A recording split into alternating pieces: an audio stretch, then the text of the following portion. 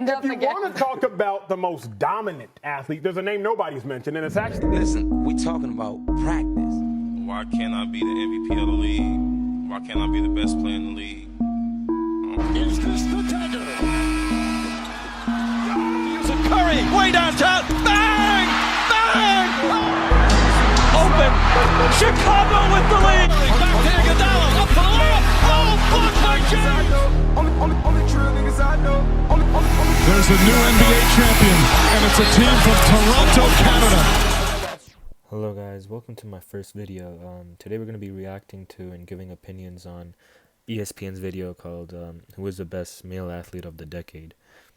So let's just see what these clowns have to say. Athlete of the decade. This is the decade where we saw him go from being the chosen one to the champion. Three-time NBA champion in this decade, 2012, 2013. Yes, it's true, the chosen one won 3 NBA titles, but let's not forget, he also became the frozen one in 2011, and he actually lost more times in the finals, 4 times in this decade than he won. This guy was first team All-NBA every year of the decade except last year. He went to 8 straight NBA finals, and as an athlete, he broke the mold. And we're determining this by athlete. He broke the mold. Point guard, point forward, whatever you want to call it, 6'9", 250, what he was able to do, finish in the paint. And we've also seen in this decade him expand his game all the way back to the three-point line. A lot of people say, oh, who's the best shooter? Okay, let's just pause right here. First of all, the reason he expanded his game is because the league required him. Otherwise, we wouldn't be talking about LeBron James being the best player or even the best male athlete. While he has expanded his three-point game, he's also pretty much given up on defending as well. So let's not forget that. Well, LeBron James is. He leads the team in total three-point makes. But I also think it's because he's more than an athlete. That's his mantra, right?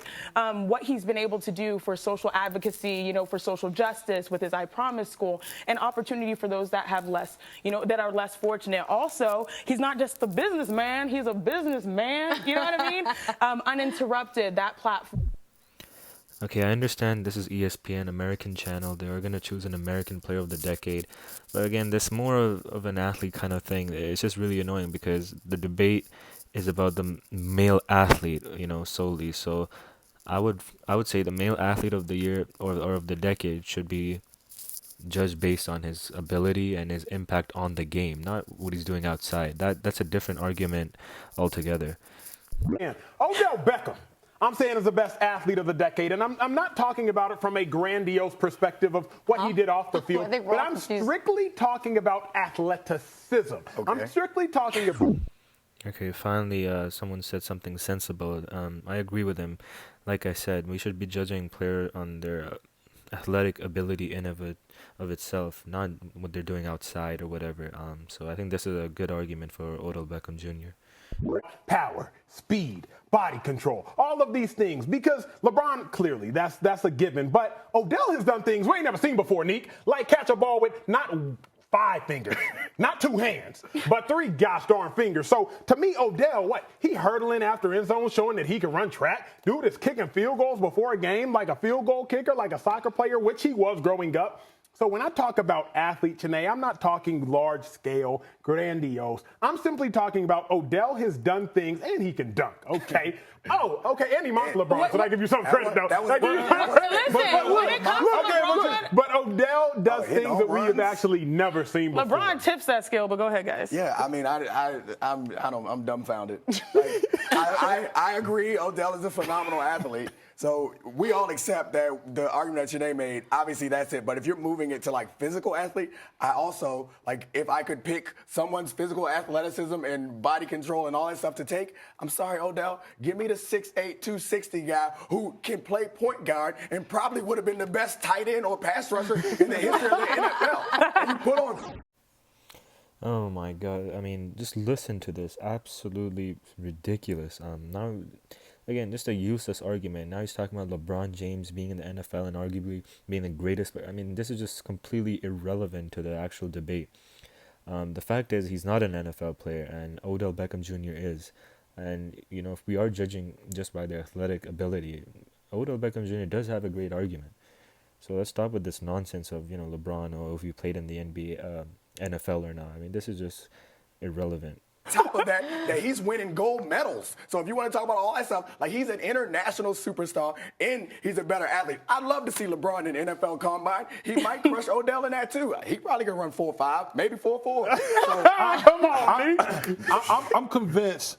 I'm convinced that you just went back there before the show and said, you know what? This answer, everyone's gonna come with the same Yeah. answer. I need to come with something, just something out of left field. Oh, my because God. listen, I respect what the athleticism Odell Beckham brings to the table, and we also like the influence, like the hair and all those type of. I mean, that's nice and everything, but as far as who had more impact just on their sport. I don't even think there's any comparison. There isn't, but that's a different question. Who had more impact, I think we're going to get to, but that's a different. Again, I agree with them. That is a completely different question. If we're talking about the male athlete of the decade, the impact of the game, it should be one of the things, but the most important thing should be the actual athletic ability. So I do agree with them on that. Strictly talking about who is the best athlete, LeBron clearly had more impact on the sport than Odell. I don't know. You could take an honorable mention in the basketball category for impact in go sport. Steph? You know, we're Nigerian. We got to stick together, so I'm not going to beat him over the bush for this. Thank you, my sister.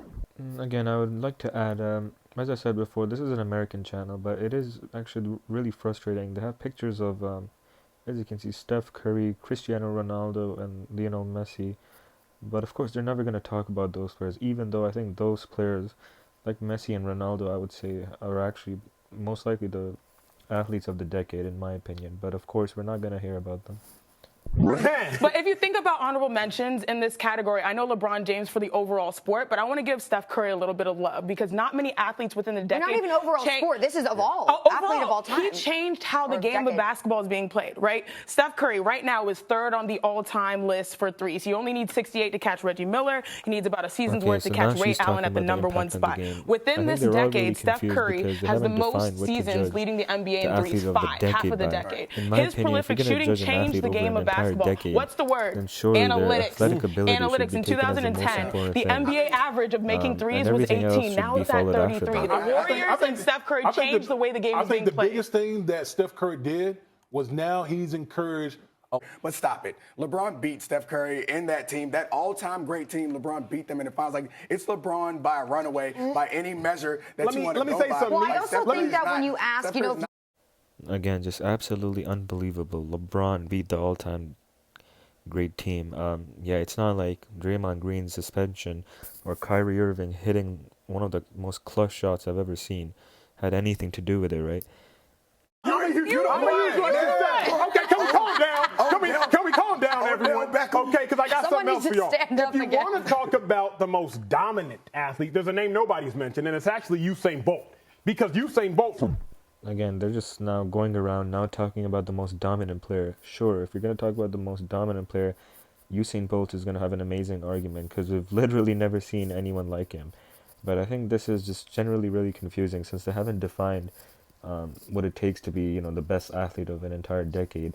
Like I said, this is my opinion. I think if you're going to judge an athlete over an entire decade, their athletic ability should come first, and everything should be followed after that, such as impact on the game, impact outside of the game, and so on.